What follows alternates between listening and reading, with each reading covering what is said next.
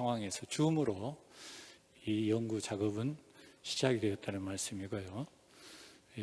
고석찬 목사님께서 말씀하신 것처럼 이중직 관련된 실태조사를 작년 1월부터 기획해서 3월 달에 미팅을 하고 6월 달에 데이터 조사를 하고 8월 25일 날 100주년 기념관에서 공식 발표를 했습니다. 그 이후에 9월 달에 전남 광주 지역만 별도로 권역에서 원해서 비용을 별도로 부담하고 실태조사를 한 바가 있습니다.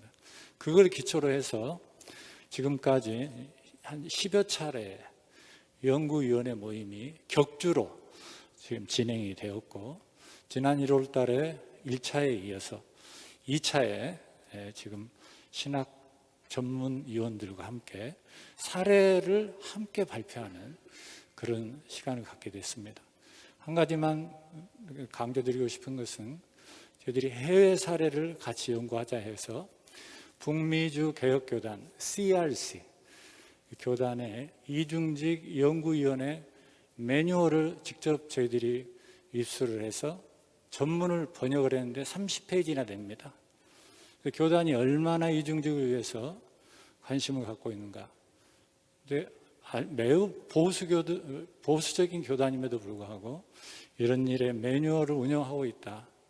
또 뉴질랜드의 장로교단은 스코틀랜드 후예들인데 거기에도 이중직 매뉴얼을 가지고 아주 스마트하게 잘 운영하고 있는 것을 저희들이 확인하고 그 사례들을 이 자료집 부록에다가 4편을 그대로 수록을 했습니다. 그래서 우리 연구위원뿐만 아니라 같이 동역하는 기관들이 이 자료를 좀 10분 활용할 수 있었으면 좋겠다 하는 말씀을 먼저 드립니다. 자, 첫 번째 발제로는 전에 이제 전국의 이중직 실태조사를 시행하셨고 직접 발표하셨던 김진양 부사장님이신데요. 이번에는 광주 전남을 좀 좁혀가지고 구체적으로 좀 들여다보고 이것에 대한 진단과 대안을 말씀을 해주시겠습니다. 김진양 부사장님 앞으로 모실 때 여러분 박수로 환영해 주시기 바랍니다.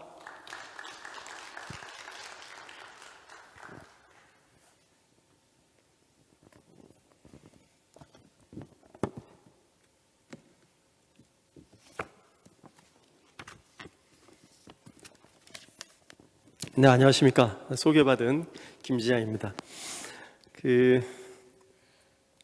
제가 지금 천안에 고신대 신대원을 들렸다 왔습니다. 뭐 다른 일 때문에.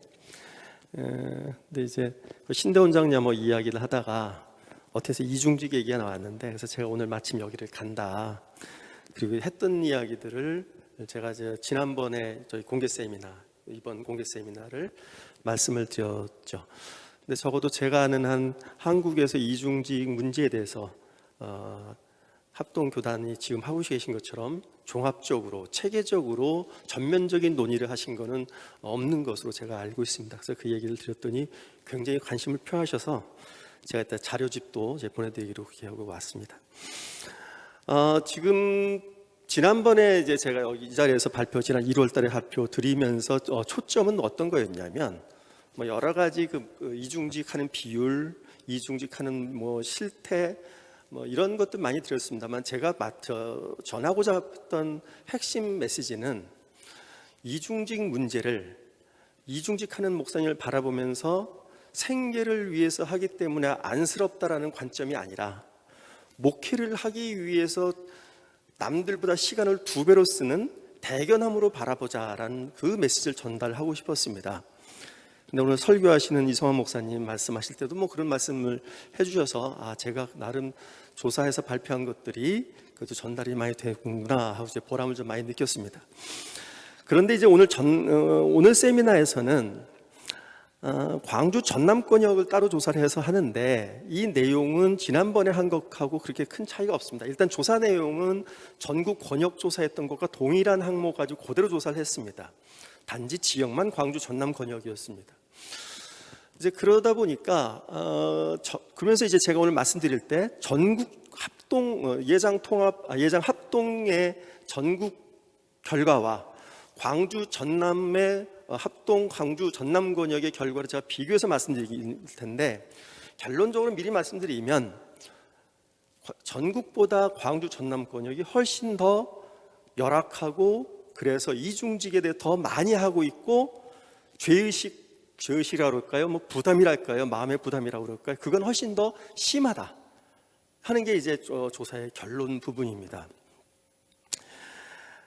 근데 요걸 이제 그대로 하자니 지난번 너무 또 비슷해서, 제가 지난번 여러분 보고서를 아마 지금 자료집을 그 조사 보고서 풀 보고서를 따로 받으셨는지 알겠습니다만, 제가 오늘 드릴 말씀은 전체 보고서 중에 일부분입니다. 근데 지난번에 말씀드릴 때 못 드렸던 부분이 있는데, 제가 오늘은 소형교회의 목회 현장 실태 부분을 좀 중점적으로 말씀드리겠습니다. 지난번 할 땐 제 말씀 못 드렸는데요. 저희가 이번 조사를 하면서 이중직 목회 조사를 하면서 조사 대상을 성도수 50명 이하의 교회로 했습니다. 그 이야기는 왜 그러냐면, 성도수가 좀 많으면 어차피 목사님들이 이중직할 이유가 없어지기 때문에 굳이 거긴 조사할 필요가 없어서 50명 이하가 됐습니다. 그러면 성도수 50명 이하의 교회가 한국 교회의 몇 퍼센트나 될까요? 몇 퍼센트가 될까요? 저는 정확한 데이터가 있습니다. 2020년 통합에서 뭐 합동도 마찬가지입니다만 총회라면 교세 보고가 올라갑니다. 교세 통계를 해서 교세 보고가 올라갑니다. 2019년 말까지 교세 통계, 2020년 9월 통합총회에 올라갔는데 그 교세 분석을 저희가 했습니다. 모든 데이터를 다 받아 저희가 했는데, 2019년도에 중환값, 여러분도 혹시 중고등학교 다니셨을 때 평균하면 평균이 세 가지가 있습니다. 첫째 산술 평균, 우리가 흔히 내는 평균이죠. 두 번째가 중환값, 세 번째가 최빈값, 최빈치, 뭐 이런 게 있습니다. 혹시 기억이 나실지 모르겠는데요. 수학 시간에 배웠던 겁니다. 중환값은 뭐냐면 성도수 제일 많은 교회부터 제일 적은 교회까지 전부 순서를 쭉 나열했다가 가장 중간에 있는 교회, 그러니까 예를 들어서 교회가 1000교회다 그러면 500등 하는 교회, 제일 많은 교회가, 성도 제일 많은 교회가 1등, 그 다음에 제일 적은 교회가 1000등이면 500등, 딱 중간에 있는 교회가 몇 명이냐면 통합추기 결과는 51명이었습니다. 즉 한국교회에서 올해는 아마 50명으로 떨어졌을 겁니다. 19년 말 데이터였기 때문에 출석 숫자가 아니라 그 성도수가 제적 숫자가 되는 거죠. 세례 교회 제적 숫자가 되는 거죠. 그 반 이하가 50명 이하의 교회를 보시면 되는 겁니다.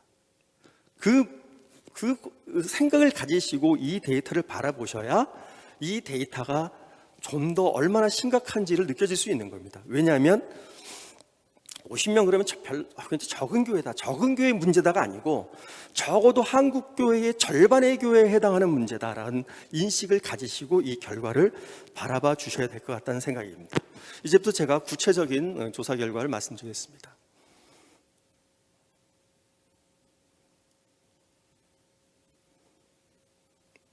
이게 어떤 걸 눌러야 되나요?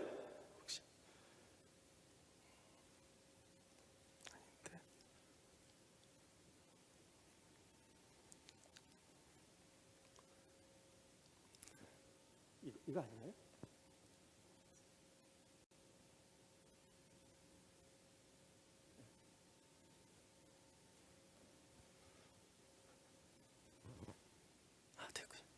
네, 그래서 여러분 지금 화면에 보시고 자료집에 보시겠습니다만, 먼저 전체 목회자 조사원 대상 조사를 해서 소형교회 실태, 그리고 그 이중직 목회를 하는 목사님의 비율이 몇 명인지 이런 조사를 하나 했고, 그다음에 2단계로 이중직 목회를 하시는 목사님만 조사를 했습니다. 광주 전남의 경우에 전체 145명 조사가 이루어졌고, 1단계에서 2단계 이중직 목회자 하시는 분은 40명이었습니다. 숫자가 좀 적은 숫자였기 때문에 통계적인 그런 오차범위는 굉장히 좀 넓습니다. 그래서 여러분들의 데이터는 이런 경향이 있구나 정도만 참고하시면 될 것 같습니다. 우선 소형교회 한번 살펴보시겠습니다. 소형교회에서 교인 수 추세를 봤습니다. 최근에 교인 수가 감소하는 추세다. 정체 상태다, 계속 증가하는 추세다 이렇게 보면 감소 추세가 41.4%였고 정체 상태가 48.3%. 그래서 우리가 뭐 익히 알고 있다시피 한국 교회에서 광주 이미 교인이 정체 내지는 감소 상태인데 감소 추세가 거의 40%가 넘고 있다는 겁니다. 근데 문제는 그래프에서 보시면 그래프 옆에 네모로 표시되는 거 있지 않습니까? 이거는 예장 합동 전국 조사 결과입니다. 지난번 이중직 목회 조사할 때 나왔던 결과인데 통합까지 포함되는 게 아니라 예장 합동만 포함됐던 결과입니다. 그때는 감소하는 추세가 29.2%라고 그랬습니다. 근데 광주 전남권역은 41.4%입니다. 굉장히 차이가 나는 거죠. 광주 전남권역이 감소하는 추세라는 비율이 엄청나게 더 전국 평균보다 높은 겁니다.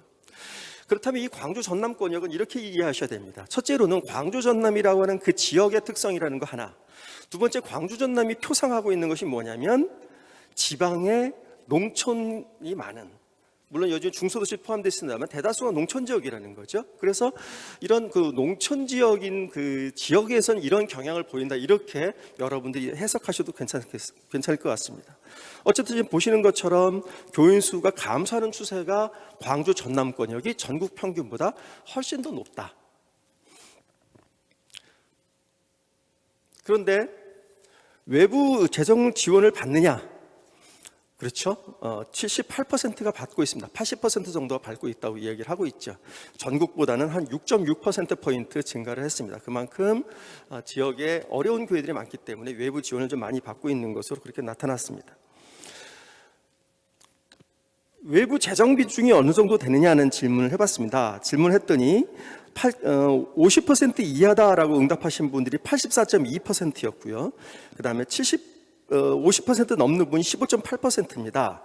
근데 이게 전국하고 비교해 보면 50% 넘는 게 전국은 9.9%인데 광주 전남 15.8%. 그래서 광주 전남의 비중이 좀 높습니다. 근데 실제로 지원을 받는 건 이거보다 더 높을 겁니다. 왜냐하면 저희 질문이 교회에서 외부 지원을 받는 경우라고 했습니다. 근데 실제로 지원받는 교회들 보면 교회로 직접 지원받는 경우도 있지만 목사님 개인적으로 지원받는 경우들이 굉장히 많습니다. 따라서 이거 보시고 외부 재정 비중이 28%밖에 안 돼? 굉장히 적네라고 생각하시는 문제가 아니라는 거죠. 이거는 질문이 교회라는 걸 중점으로 물어봤기 때문에 그렇고, 실질적으로 목사님 개인적으로 받는 후원까지 하면 이 후원의 비중은 엄청나게 늘어날 가능성이 굉장히 높습니다. 근데 문제는 재정 지원 추세가 감소되고 있다는 겁니다. 감소되고 있다가 68.4%입니다.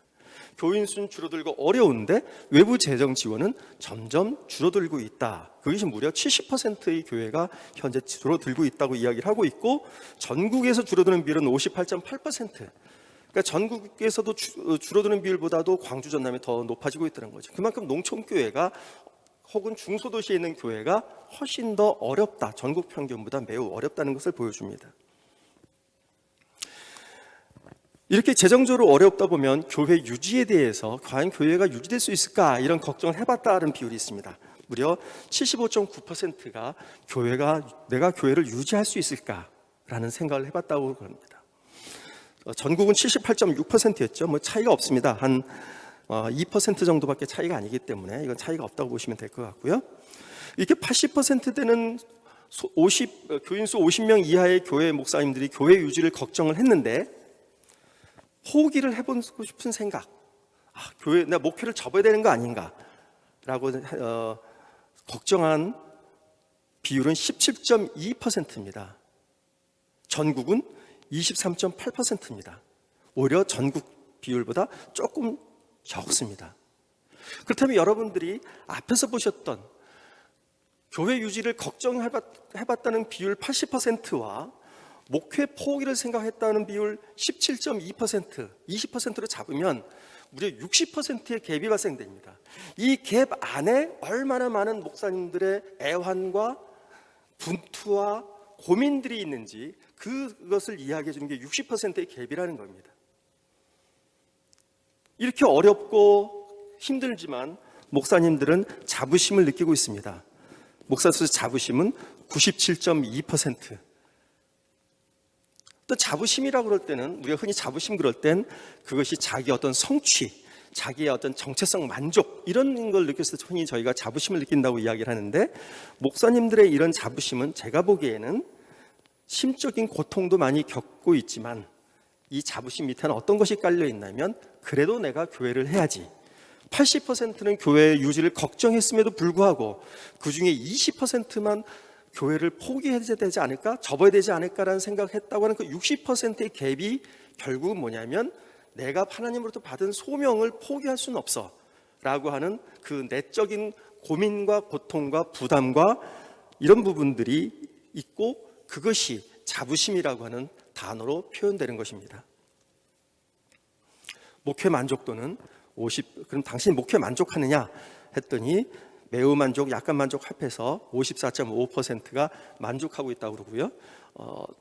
전국은 59.5%입니다. 저희가 이 목사님들 조사할 때 목회 만족도를 넣어보면 보통 한 60% 정도가 나옵니다.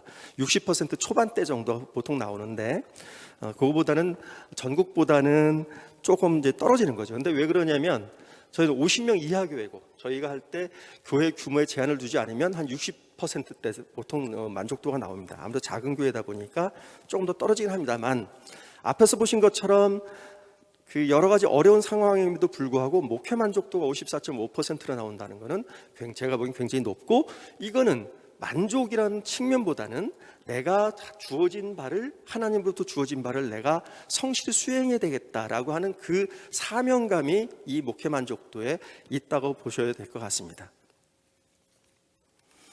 소형교회 목회 실태 부분입니다. 여러분 갖고 계신 조사 보고서 풀 보고서는 이보다 내용이 좀 더 많습니다만 핵심적인 부분만 말씀드렸습니다.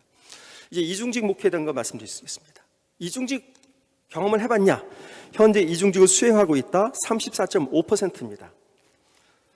전국 평균은 28.0%, 그래서 전국보다도 한 6.5%포인트 더 높습니다.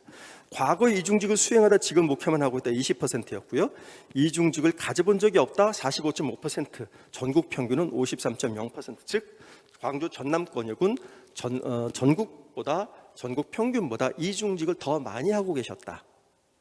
이야기는 농촌 쪽이 더 많이 할 수 있다는 겁니다. 근데 이 부분은 전국조사 결과를 지난번 했을 때 약간 그거가 좀 다른 부분이 나타납니다. 왜 그러냐면, 저희가 지난번 전국조사를 해보면 대도시 쪽에서 하는 비율이 좀 높게 좀 나온 부분이 있습니다. 그게 어떤 차이가 있냐면, 대도시가 이중직을 하기가 쉬운 부분이 좀 있습니다. 일거리가 그만큼 좀 많은 부분들이 좀 있습니다.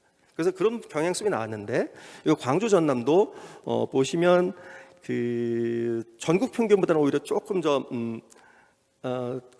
이중직을 가지고 있는 비율이 전국 평균보다 좀 높게 나오는 거죠.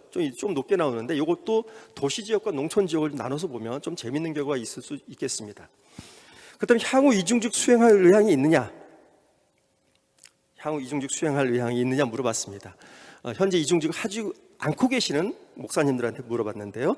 49.5%가 있다고 이야기를 하고 있습니다. 앞에서 보신 것하고 합하면 앞에서 보셨을 때 현재 이중직을 하고 있거나 이중직을 과거 했다는 분들이 한 54.5%였거든요.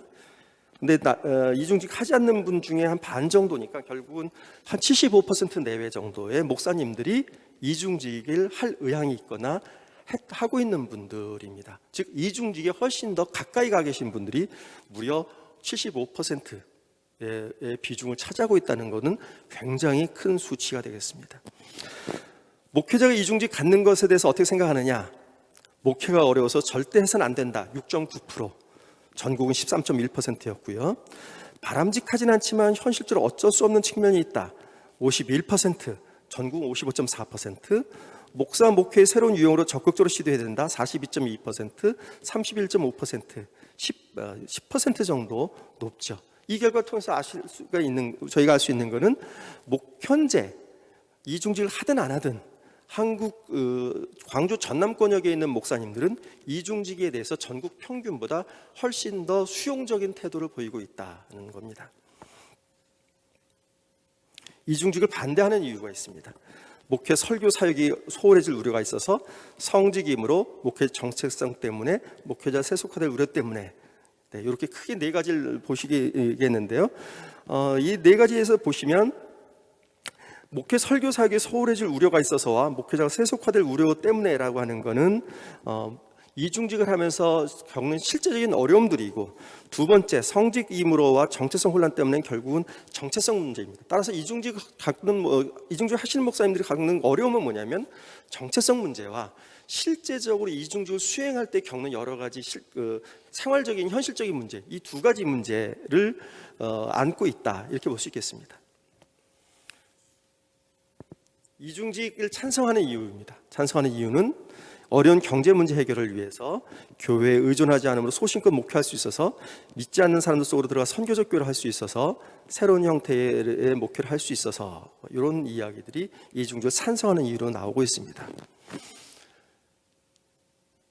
자, 그러면 이중직을 하는 목사님들만 대상으로 해서 한번 물어봤습니다. 이중직을 수행하는 이유가 뭐냐? 이중직 수행 이유는 가장 큰 거는 어려운 경제 문제 해결을 위해서가 55%가 나왔습니다. 그리고 두 번째로는 교회에 의존하지 않고 소신껏 목회하고 싶어서, 믿지 않는 사람들 속으로 들어가서 선교적 교회를 하기 위해서 등의 이유가 언급이 됐고요. 이중직 수행을 결정할 때의 심정입니다. 어떤 심정으로 했느냐? 목회자로서의 정체성, 자존심 때문에 힘들었다. 주위 동료 목회자가 나를 어떻게 바라볼지 고민스러웠다. 가족들이 나를 어떻게 생각할지 고민스러웠다. 교인들이 어떻게 바라볼지 고민스러웠다. 그런데 전국 평균하고 비교하면 좀 재밌는 거는, 가족들이 나를 어떻게 생각할지 고민스러웠다는 부분과 교인들이 나를 어떻게 바라볼지 고민스러웠다는 부분은 전국 평균보다 굉장히 낮은 비율로 나옵니다. 그러니까 앞에 두 가지는 전국하고 차이가 없죠. 거의 같은데, 결국 그 자기 자신이나 목회자의 시선을 의식하는 것보다는 가족들과 교인들의 시선을 의식하는 비율이 더 적었다는 겁니다. 저는 이 데이터 어떻게 생각하냐면, 그만큼 현실적인 생활들이 더 어렵기 때문에, 전국 평균보다는 어렵기 때문에 가족의 시선이나 교인들의 시선이 결국은 이해해 줄 거다, 이런 생각이 깔려 있는 것으로 저는 그렇게 해석합니다. 이중직 선택할 때의 기준입니다. 요거 경향성은 전국적 평균하고 같습니다. 수입이 가장 컸고요. 근무일, 근무 시간 조정의 자유로움, 근무 조건, 이런 것들을 좀 많이 따지고 있었습니다. 제가 이걸 지난번 1월 10일 날 세미나 때 이 데이터를 설명드리면서 이렇게 설명드렸습니다. 만약에 먹고 사는 것이 제일 중요한 이유였다면, 제일 가는 이유였다면 수입이라고 응답한 비율이 훨씬 높아져야 된다. 그런데 그것보다는 근무일, 근무 시간 조정의 자유로움과 근무 조건의 자유로움, 이런 부분들에 대한 응답이 높게 나오는 것을 보면, 이중직을 선택하는 이유는 단지 생계 유지, 먹고 살기 위해서, 돈을 벌기 위해서 이런 게 아니라 지속 가능한 목회를 하기 위해서 목사님들이 이중직을 선택한다, 이렇게 제가 설명드렸습니다. 동일한 결과입니다. 네. 제가 지금 설명드린 거는 이 데이터를 통해서도 확인할 수 있습니다. 이중직 업종을 결정할 때 겪는 어려움이 뭐냐? 목회에 지장을 주지 않는 이중직을 찾기 어려웠다. 별다른 재능 기술이 없어서 내가 할 수 있는 이중직을 찾기 어려웠다. 이런 응답들이 나오는 것을 보면, 여기 이중직 가운데서 목회와 병행할 수 있는 이중직들이 그렇게 많지 않다, 찾기 어려웠다, 이런 것들이 현실적인 고민이었습니다. 현재 목사님들이 이중직 수행할 때 한 개만 수행하시는 분들도 있지만, 그러나 두 개, 세 개 수행하는 분들이 꽤 많이 있습니다. 저희 데이터를 보면 한 개 수행하시는 분들이 52.5%고요. 두 개 45.0%, 세 개 2.5%입니다. 그렇게 따지면 목사님들이 목회 외에도 두 개, 평균 1.3개 정도가 나오니까 꽤 고단한 그런 삶을 살고 있는 것으로 알 수 있습니다. 현재 주로 수행하는 이중직 업종, 단순 노무직이 제일 많고요. 학원 강사, 과외, 택배 물류, 이런 것들을 많이 선택을 하고 있었습니다. 재밌는 건 이제 이 광주 전남이다 보니까 그 농업, 임업 이런 것들이 전국 평균보다는 조금 높았던 것들이었고요. 택배 물류는 전국보다 좀 작았죠. 아마 그만큼 이제 지역적 특성이 드러나는 결과입니다. 이중직 수행할 때 겪는 어려움은 육체적인 피로, 주위 목회자의 시선, 성도 돌봄 시간 부족, 설교 준비 시간 부족 등이 이중직 수행할 때 겪는 어려움으로 나타났습니다. 이중직을 수행하시면서의 만족도를 물어봤습니다. 한 55%가 만족하고 있다고 그러는데요. 이게 전국 평균으로 보면 40.3%였습니다. 그러니까 전국 평균보다 이중직에 대한 만족도가 높다는 겁니다. 이거는 이건 해석하는데 여러 가지로 해석할 수 있습니다. 첫째로는 이중직을 수행하면서 그만큼 여러 가지 가정 경제적인 문제라든지 이런 걱정 좀 덜었다, 이런 측면이 될 수도 있고, 또 다른 측면에서 보면 농촌에서의 이중직이 또 목회에 하면서 병행할 수 있는 그런 이중직이 훨씬 더 많을 수 있다는 것도 또 하나의 해석의 근거가 될 수도 있습니다. 어떤 해석이 더 맞는지는 그건 또 다른 어떤 조사 연구를 통해서 좀 밝혀내야 될 것 같습니다. 이중직을 계속 하겠느냐? 교회 재정이 넉넉해지면 이중직을 그만두겠다가 47.5%입니다. 전국 평균은 73.6%였고요. 교회 재정과 상관없이 이중직을 계속하고 싶다가 45%, 전국 평균 19.4%입니다. 그러니까 이중직에 대해서 훨씬 더 열려있고 적극적인 태도를 광주 전남권역 목사님들은 보이고 있습니다. 목회를 하겠느냐? 이건 앞에서 보신 거는 이중직을 하든 안 하든 50명 이하의 교회 목사님들이었고요. 지금 보신 거는 이중직을 하고 있는 목사님들인데 현재도 고민하고 있다는 비율이 30% 정도가 됩니다. 이중직을 하면서도 교회를 내가 계속 해야 되느냐 하는 비율이 30%였고요. 회의감 고민을 해본 적이 없다, 57.5%. 과거에는 회의적이었는데 현재는 사라졌다, 12.5%로 나타났습니다. 전국 평균과 좀 차이가 좀 많이 나타나죠. 그래서 과거에는 회의적이었는데 현재 사라졌다가 전국 평균은 31.9%인데 광주 전남 12.5%로 굉장히 줄어들었습니다. 근데 이 효과를 이중직을 하기 때문에 이런 건지 아니면 다른 건지는 좀 해석하기 좀 어렵습니다. 왜냐하면 딱 그거를 물어보는 질문이 없었기 때문에 그걸 단언하기는 어렵긴 합니다만, 이중직 하는 목사님들의 경우에 현재는 그런 목회 계속 여부에 대한 고민이 사라졌다는 걸 보면 이중직을 하면서 이런 경험이 일부 영향을 미치지 않았을까 하는 생각을 해보게 됩니다. 어렵지만, 그러나 30%의 목사님이 목회 계속 여부를 걱정을 했지만 그래도 목회를 계속할 것이다 라는 목사님들이 95%, 거의 100%, 거의 모든 목사님들이 그럼에도 불구하고 목회는 계속할 것이다 라는 결기를 보여주고 있습니다. 목회 전반 만족도가 65%입니다. 아까 앞에서 이중직 안 하는 목사님까지 해서 보셨을 때는 한 55% 정도 나왔죠. 한 10% 정도 높습니다. 그러니까 이중직을 하면서 그만큼 경제적 안정을 이루다 보니까 고민들이 좀 사라졌다, 이렇게 해석이 가능할 것 같습니다.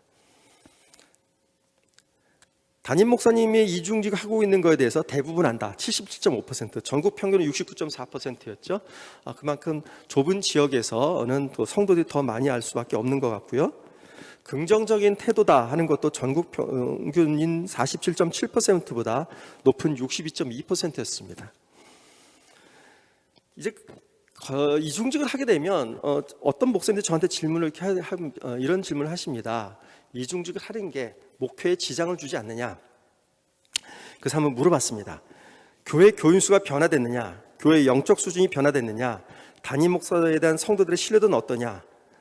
평신도의 교회 내 역할은 어떠냐? 이런 질문을 했더니 전국조사나 광주 전남권역 조사나 교인 수나 교인의 영적 수준에서는 변화 없다고 응답을 하고 있습니다. 물론 이거는 목사님들의 응답이기 때문에 좀 목사님들이 유리하게 응답할 가능성은 있긴 하지만, 그러나 어쨌든 이 결과만을 보면 목사님이 이중직 목회를 하는 것이 교인들에게 부정적인 영향으로 꼭 나타나지는 않는다. 저희가 적어도 지금 책한 항목으로 보면요, 오히려 평신도의 교회 내 역할로 보면 교회에서 평신도 역할이 더 확대됐다가 15.0%, 축소됐다가 2.5%였습니다.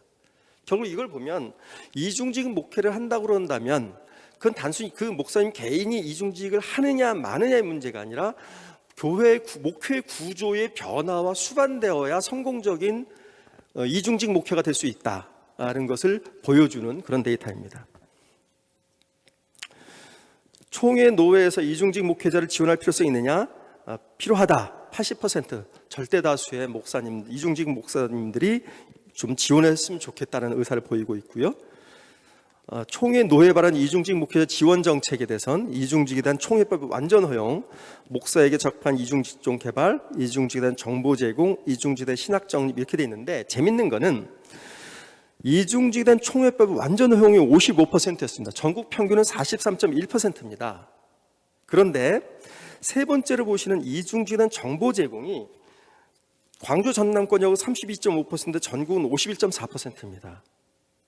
이게 뭘 의미하냐면 총회법 완전 허용을 바라는 비율이 전국 평균보다 광주 전역이 높다는 것은 아직까지도 적어도 교회 그 지역 목회, 지역 그 교계에서의 분위기가 이중직에 대해서는 왠지 껄쩍지근한 부정적인 시각이 있는 그런 거기 때문에 총회법의 완전 허용의 비율이 전국 평균보다 높은 거고요. 그 이중직된 정보 제공은 전국 평균보다 더 적다는 거, 전국 평균보다 훨씬 적게 나타낸 거는 이미 그 전국적으로는 이중직에 대한 구체적인 정보들, 구체적인 니즈, 요구를 하고 있는 겁니다. 그러니까 이중직에 대한 실태가 훨씬 더 확산이 되어 있다는 거죠. 그래서 이런 응답이 나왔습니다. 몇 가지 조사 그 결과 요약 및 결론 말씀드리겠습니다. 광주 전남 권역 소형교회 목회 환경은 다른 지역보다 어렵습니다. 교인 감소 추세가 전국보다 더 심하고요. 외부 재정 지원 추세도 더 많이 감소하고 있습니다. 그리고 4명 가운데 3명은 교회 유지를 걱정한 바 있으나 절반 이상이 그 목회 계속 여부를 고민했고 현재도 3명 가운데 1명이 고민하고 있습니다. 그러나 역설적이게도 전국보다 목회 만족도가 높으며 거의 모든 목회자가 목회를 포기할 생각을 거의 하지 않고 있습니다. 이는 목회가 어려워도 자신이 감당할 소명감의 발로라고 생각이 됩니다. 두 번째로는 합동 전국보다 이중직 수행 비율이 더 높으며 이들은 지속 가능한 목회를 위해서 이중직을 선택하고 있습니다. 세 번째로 광주 전남권역은 이중직을 전국보다 더 적극적으로 받아들이고 있습니다. 단순히 많이 하는 것뿐만 아니라 더 적극적으로 받아들이고 있다는 겁니다. 단순히 경제 문제 해결이 아니라 선교적 교회 같은 목사, 목회 새로운 유형으로 적극적으로 시도해야 된다는 의견을 더 많이 갖고 있었고요. 이중직 만족도가 전국 평균보다 더 높으며 교회 재정과 상관없이 이중직을 계속 하고 싶어 합니다. 교인들도 전국보다 목회자 이중직에 대해 더 긍정적으로 받아들인다고 목사님들은 보고 있습니다. 교인 수, 영적 수준의 변화는 없고 성도들의 목사에 대한 신뢰도는 전국보다 더 강화되었으며 평신도의 교회 내 역할도 더 확대되었습니다. 이분들은 총회 노회의 이중직 지원을 많이 필요로 하고 있는데요. 전국조사에서는 이중직에 대한 정보 제공 등 실용적 지원을 요청했는데 광주 전남에선 이중직에 대한 총회법의 완전 허용을 더 요청하고 있습니다. 이는 합동 전국 조사보다 주의 목회자 시선을 더 많이 주의 목회자 시선을 의식하는 비율이 높은 것과 관련이 있습니다. 이상으로 제가 준비한 내용을 말씀드렸고요. 제가 지금 마지막으로 페이스북에 가시면 일하는 목회자라는 페이지가 있습니다. 거기에 최근에 올라왔던 글을 제가 한 2개를 간단하게 읽어드리면서 제 발표 마치겠습니다. 거기에 이제 어떤 목사님이 어떤 회사의 대표이사님의 기사를 모집하는 구직 광고, 구인 광고를 냈습니다. 비용은 세금 떼고 한 280만 원 정도 되는 거라고 올렸습니다. 이거에 대해서 댓글들이 달렸는데 제가 댓글들을 보면서 감동을 했었습니다. 그래서 여러분들과 함께 나누고자 합니다. 요즘은 코로나 댓글입니다. 그건 구인 광고에 대한 댓글입니다. 요즘은 코로나 확진자가 많아서 손님이 그리 많지 않고 고정적으로 가져가는 비용이 많지 않습니다. 하지만 수시로 사역을 해야 하는 일하는 목회자의 입장에서 보면 새우 280이라는 떡이 커 보일지 모르죠. 하지만 대표님 전용 기사는 아무래도 사역을 하는 데 있어서 자유롭지 않아 쉽지 않겠지요. 우리가 돈을 버는 목적이라면 280만 원을 쫓아가도 되겠지만 사역에서 우선순위를 둔다면 아무리 보암직하고 탐스럽다 하더라도 마음을 빼앗기면 안 된다고 생각하는 한 사람입니다. 목회가 기본 전제가 되는 범위 내에서 이중직을 수행한다는 의사입니다. 또 다른 한 분의 목사님인데 이분은 댓글이 아니라 직접 글을 올리셨습니다. 아주 조그만 교회를 목회하고 계신 목사님이신데 최근에 어디 공동주택으로 이사했는데 이사한 날 그 벽에 광고지가 써 있는 것을 보셨답니다. 그 내용을 올렸습니다. 손글씨로 써진 광고지가 붙어 있다. 업무는 주차장 청소와 분리수거장 관리, 그리고 관리비 정산과 얼마간의 행정. 급여 80만 원. 해볼까? 호기심 가득 안고 아내에게 구한 동의. 그러시던가. 시원하게 응답한 아내. 난 그렇게 입주민 대표와 만나게 되었다. 지금까지는 80 가까운 연세 어르신이 관리를 해왔다는 상황을 전하며 생각보다 젊은 사람의 지원에 흥분하고 반기는 기색이 선명했다. 촉이 왔다. 이건 합격이다. 거래를 유리하게 끌어갈 수 있다. 아파트 측에서 원하시는 업무는 다 해드릴 수 있습니다. 하지만 경비처럼 상주 근무는 어렵습니다. 당찬 제안이었다. 안 되어도 그만이다. 일에 파묻혀서 목표를 못할 정도로 살 수는 없다. 내가 어떻게 여기까지 왔는데 목표를 접을 수 있겠는가? 새로 선임된 대표라는 분이 흔쾌히 손을 잡는다. 합격. 하나님은 참 나를 묘하게도 끌고 다니신다. 최근 한 1개월 사이에 일하는 목회자는 페이스북에 올랐던 글이었습니다. 제가 실제로 만나본 목사님들도 이런 이야기를 합니다. 어떤 목사님은 시간을 많이 낼 줄 알고 자영업을 선택했는데 오히려 자영업이 시간 내기 더 어렵다. 그래서 자영업 선택하고 후회한다는 목사님들도 제가 실제 만나봤습니다. 이런 목사님들의 마음이 전달돼서 그 일하는 목회자, 이중직 목사님들에게 격려와 용기를 북돋는 그런 풍토들이 좀 많이 조성됐으면 좋겠다는 소망을 안고 제 발표를 마치겠습니다. 감사합니다.